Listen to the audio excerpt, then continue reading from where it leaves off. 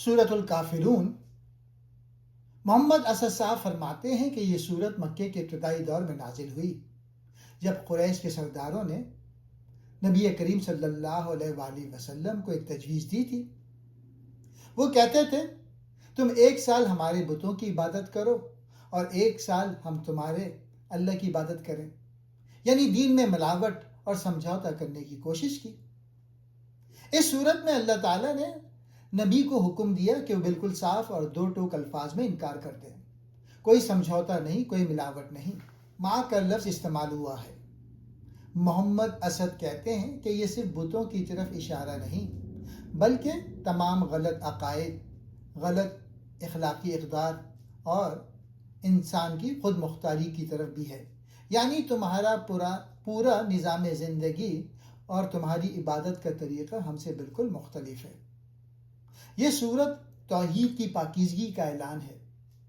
اسلام کہتا ہے اللہ ایک ہے، اس کی عبادت خالص ہو، کسی کے ساتھ شریک نہ ہو۔ آخری آیت لکم دینکم ولی دین کا مطلب یہ نہیں کہ سب دین برابر ہیں، بلکہ مطلب یہ ہے کہ تم اپنے راستے پر چلو، میں اپنے پر، یعنی مجبور نہیں کروں گا، لیکن میں بھی تمہارے طریقے پر نہیں چلوں گا۔ یہ مذہبی آزادی کا اعلان ہے، لیکن حق اور باطل میں کوئی ملاوٹ نہیں۔ محمد اسد کی کتاب میں یہ بات واضح ہے کہ یہ سورت اسلام کے بنیادی اصول کو ظاہر کرتی ہے۔ توحید میں کوئی سمجھوتا نہیں، دین اللہ کا ہے، انسان کا نہیں۔ دوسرے مذاہب والوں کے ساتھ امن سے رہو، لیکن اپنے عقیدے میں کوئی تبدیلی نہ کرو۔ یہ سورت ہمیں سکھاتی ہے کہ ایمان کی حفاظت سب سے اہم ہے۔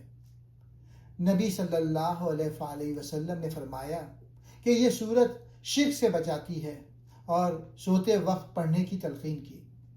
اللہ ہمیں خالص توحید پر قائم رکھے، آمین۔